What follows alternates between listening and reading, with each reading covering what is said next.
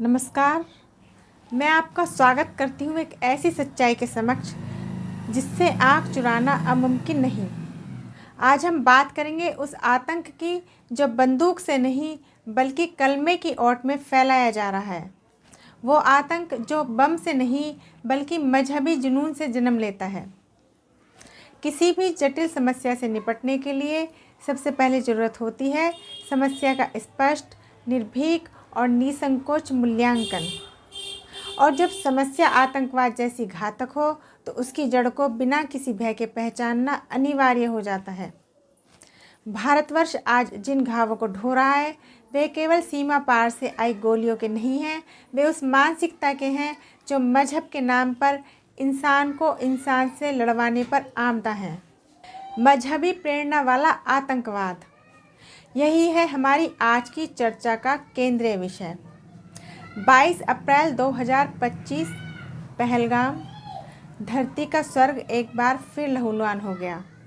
पर इस बार गोलियों ने सिर्फ शरीर को नहीं छलनी किया बल्कि आत्मा को भी झकझोर दिया। चश्मदीद गवाह कहते हैं, हमलावरों ने पूछा, तुम कौन से मजहब के हो? कलमा सुनाओ।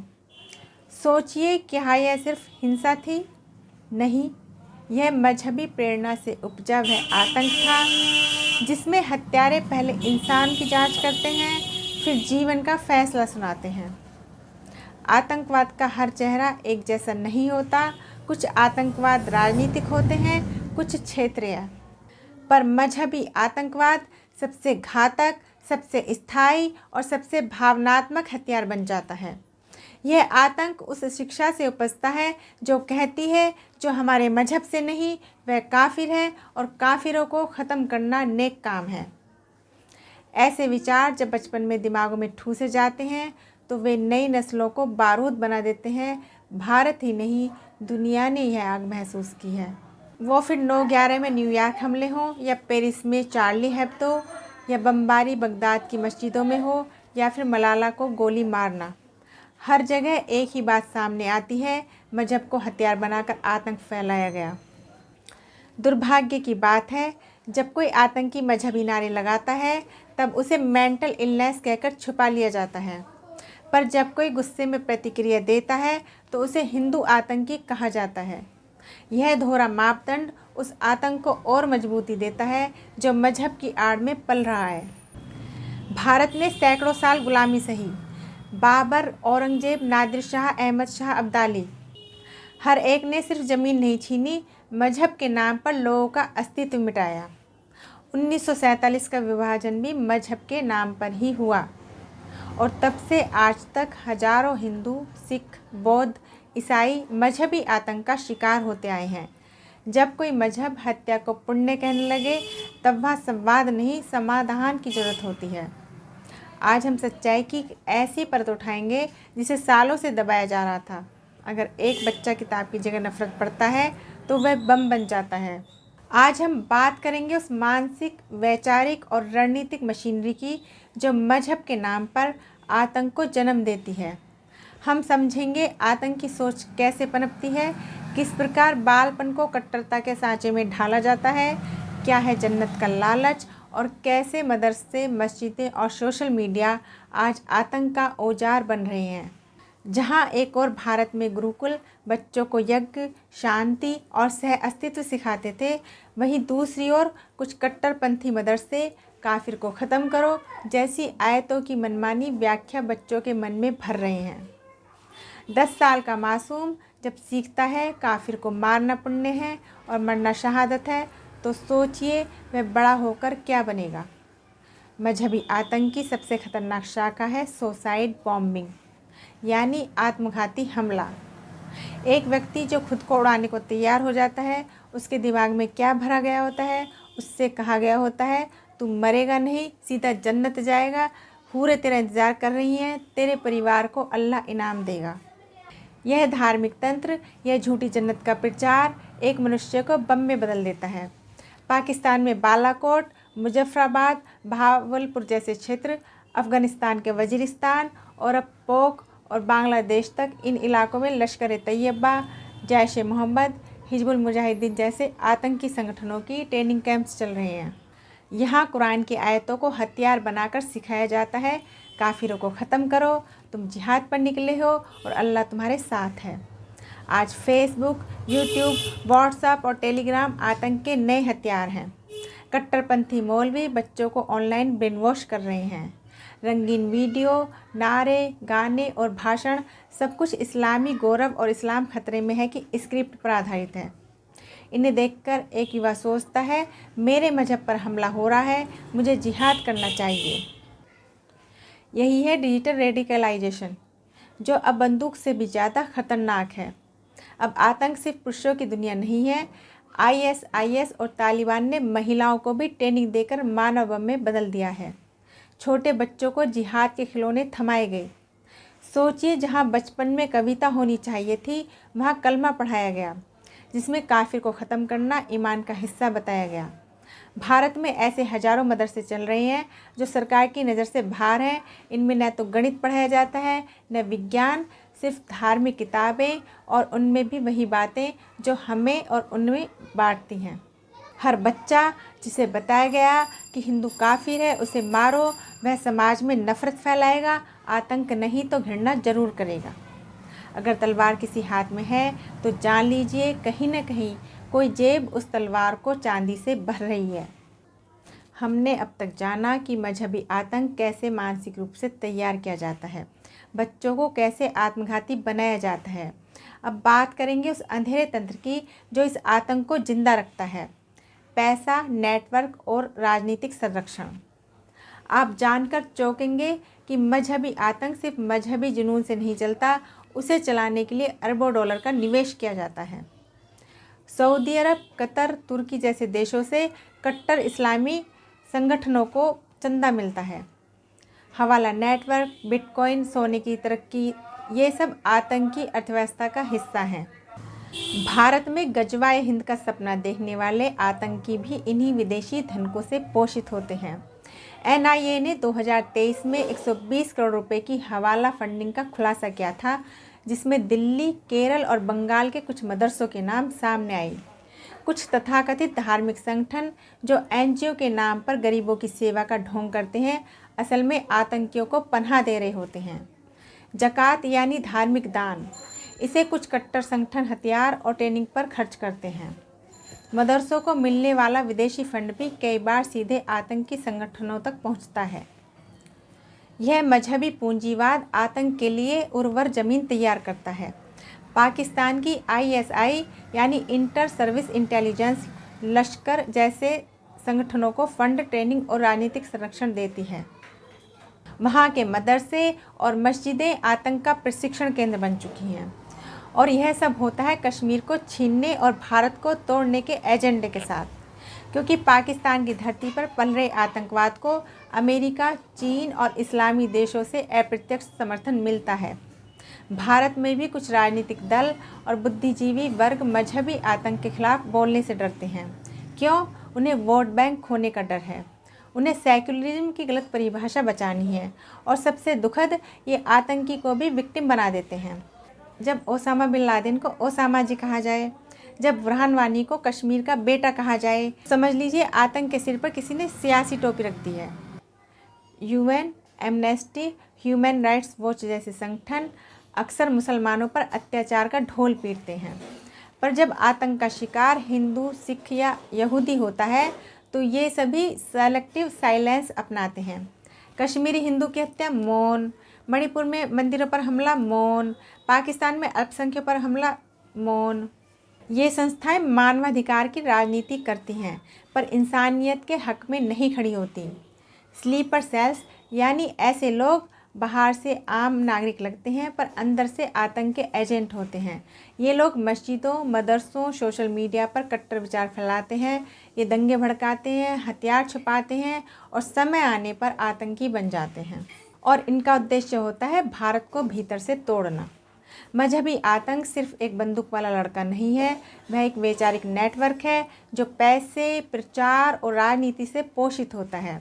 जैसे कश्मीर में 1990 के बाद साइलेंट एथनिक क्लींजिंग हुई, अब वही एजेंडा देश के बाकी हिस्सों में फैलाया जा रहा है। जहाँ आतंक के पीछे मजहब हो, वहाँ गोली से ज़्यादा ज़रूरी है सच का उजाला। अब वक्त है अगली परत उठाने का। कौन सी आयतें, कौन से हदीस और कौन से मौलवी और कौन से भाषण इस जहर को धार्मिक वैधता देते हैं। अगर कोई तुम्हें मारने से पहले पूछे कि तुम्हारा मजहब क्या है, तो समझ लीजिए कि गोलियां बंदूक से नहीं, किताबों से चलाई जा रही हैं। अब तक हमने जाना कि आतंक की सोच कैसे तैयार होती है, पैसा कैसे आता है और कौन कौन इसे बचाता है। अब सीधे उस जड़ की बात करते हैं जिस मजहबी सोच के नाम पर आतंकवादी खुद को सही मानते हैं। उदाहरण के तौर पर काफिरों से जिहाद करो, जो अल्लाह को न माने उसका खून बहाना जायज़ है। अब सवाल ये है कि ये आयतें किसके लिए थी, किस समय की थी, क्या वो हालात आज भी वैसे हैं? लेकिन नहीं। जो कट्टर सोच वाले मौलवी होते हैं वो पूरी आयतें नहीं सुनाते, वो बस वही लाइनें सुनाते हैं जिनसे नफ़रत पैदा हो। देश के कई हिस्सों में, खासकर कट्टर इलाके में, कुछ मौलवी ऐसे भाषण देते हैं जिनसे सुनने वाले का खून खोल जाए। वो कहते हैं इस्लाम खतरे में है, हिंदू सरकार मुसलमानों को मिटाना चाहती है, जन्नत का रास्ता जिहाद से होकर जाता है। अब कोई गरीब, परेशान, बेरोजगार नौजवान जब ये सुनता है तो उसका दिमाग सोचने से बंद हो जाता है। वो सोचता है अगर जिहाद से जन्नत मिलेगी तो यही सही है। छोटे बच्चों को मदरसे से शुरू से यही पढ़ाया जाता है, काफिर कौन है, तुम्हारा मजहब सबसे बड़ा है, दूसरे धर्म वाले नापाक हैं। अब सोचिए, जिस उम्र में बच्चा रंग सीखता है, कविता गाता है, वहाँ उसे सिखाया जा रहा है कि दूसरे मजहब वाले दुश्मन हैं। जब बच्चा बड़ा होता है तो उसके लिए बम उठाना आसान हो जाता है, क्योंकि उसका दिल बचपन से तैयार किया गया होता है। आज के ज़माने में मोबाइल पर हज़ारों ऐसे वीडियो हैं जो खुलेआम कहते हैं भारत को इस्लामी राष्ट्र बनाना है, तिरंगे को हटाकर हरा झंडा फहराना है। ये वीडियो देखकर नौजवान सोचता है हम कमज़ोर हैं, हमें कुछ करना होगा, बस फिर वह ISIS या लश्कर तैयबा के प्रचार में फंस जाता है। आजकल तो गेम की तरह जिहाद ट्रेनिंग ऐप्स तक बनाए गए हैं।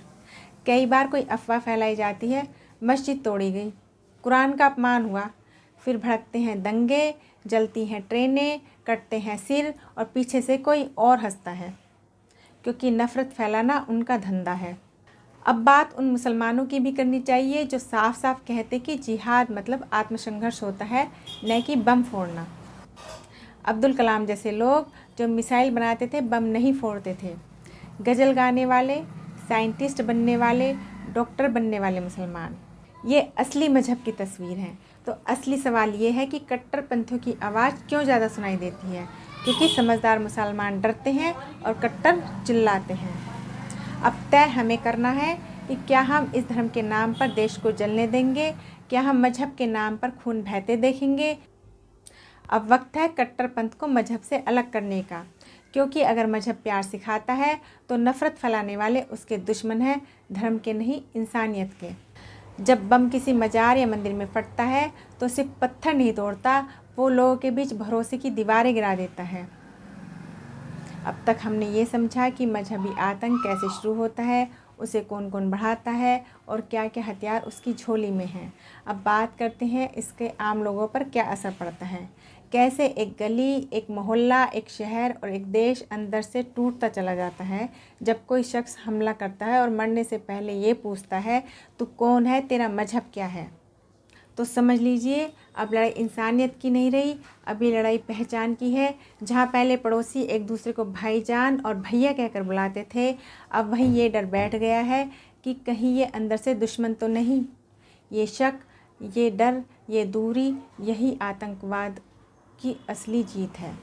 बिना कुछ बोले, बिना कुछ किए लोगों को एक दूसरे से काट देना। पथराव हो, बम हो या गोली, अब लोग डरने लगे हैं कहीं मेरा नाम ही मेरी मौत न बन जाए। जहाँ पहले पड़ोसी एक दूसरे को भाईजान और भैया कहकर बुलाते थे, अब वहाँ पे डर बैठ गया है कि कहीं ये अंदर से दुश्मन तो नहीं। ये शक, ये डर, ये दूरी, यही आतंकवाद की असली जीत है। बिना कुछ बोले, बिना कुछ किए लोगों को एक दूसरे से काट देना।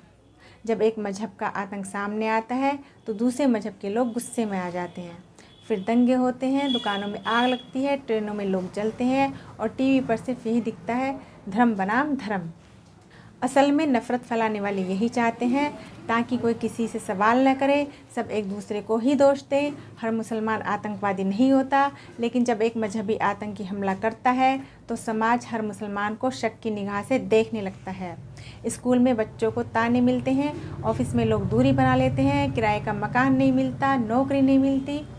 अब हम सबको सोचना होगा, हम एक दूसरे को शक से देखें या समझदारी से। क्या हर मजहब की आड़ में आतंकी को छुप दे देंगे? क्या हम चुप रहेंगे या सच का साथ देंगे? अगर जहर जड़ में हो तो सिर्फ पत्तों को पानी देने से कुछ नहीं होगा। इलाज करना है तो जड़ पकड़ो और सीधा सच बोलो।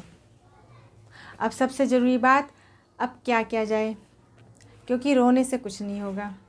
अब इलाज करना है तो इलाज के लिए सच्चाई, हिम्मत और एकजुटता चाहिए।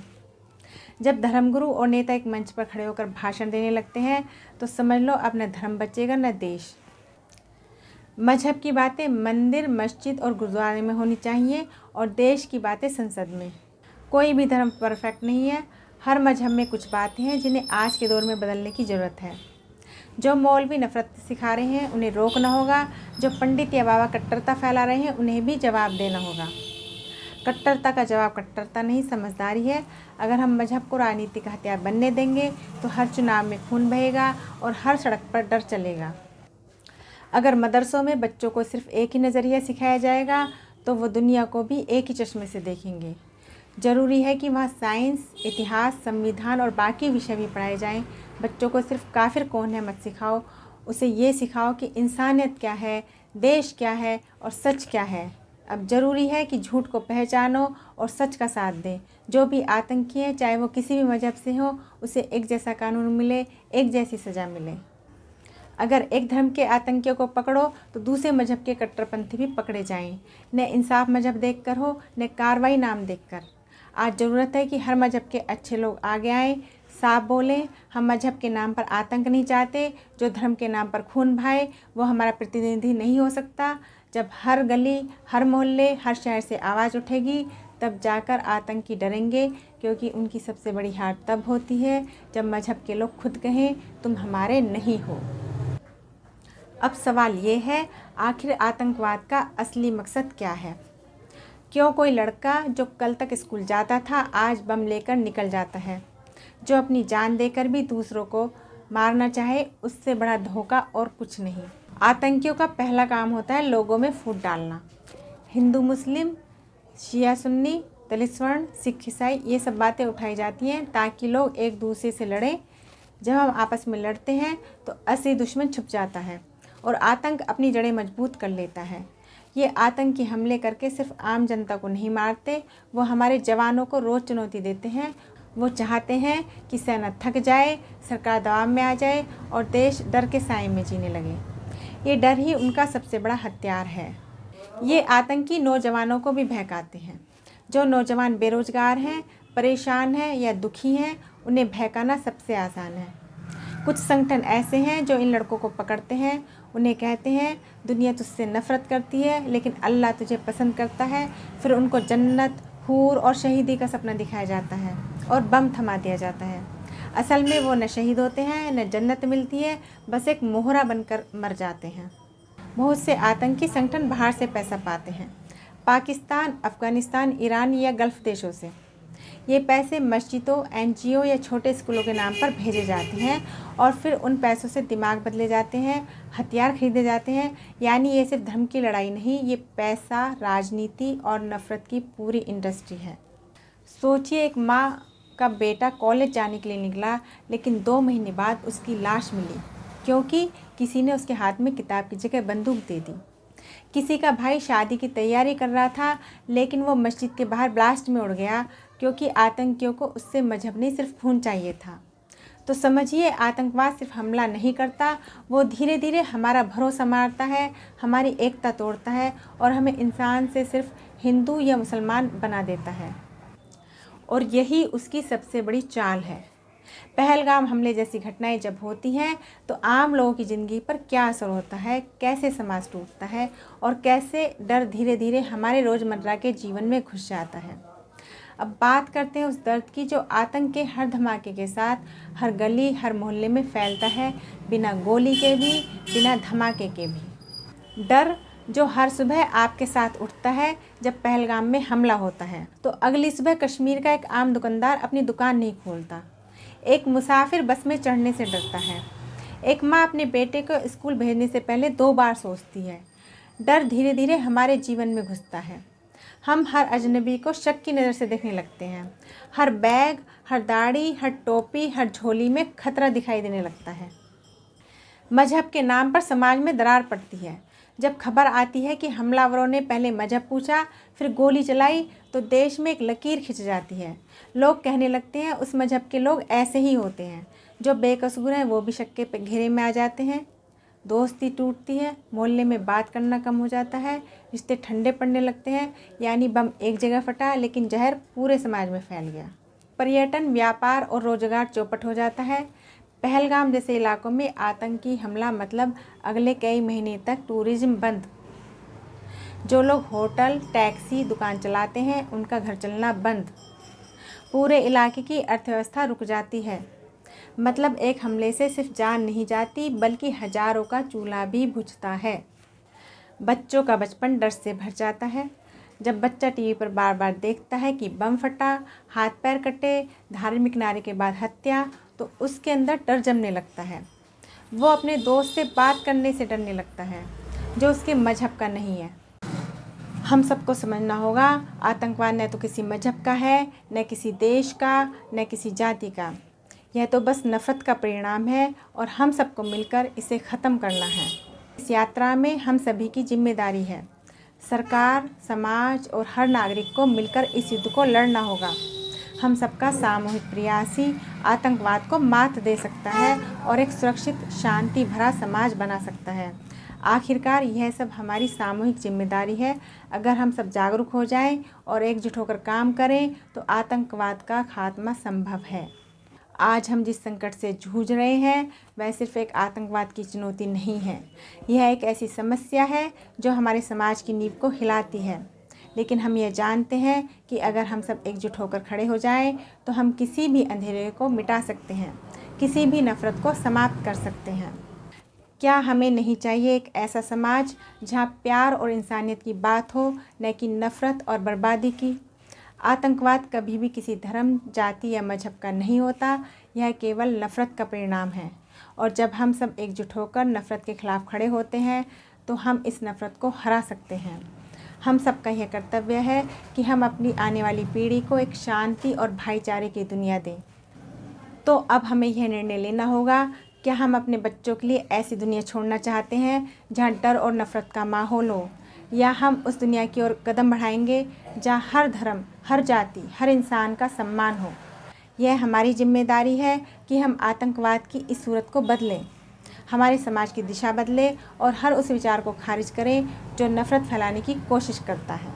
अगर हम सब एक साथ खड़े हों, अगर हम अपनी सोच को, अपने दृष्टिकोण को बदलें तो यह आतंकवाद, यह नफ़रत, यह अंधेरा एक दिन ख़त्म हो जाएगा। आइए हम सब मिलकर यह संकल्प लें कि हम अपनी सोच, अपने समाज और अपने देश को शांति का गहना बनाएंगे। आपका साथ, आपका योगदान और आपका जागरूकता ही इस युद्ध को जीतने का सबसे बड़ा तरीका है। आइए हम सब मिलकर इस बदलाव की शुरुआत करें। जय हिंद।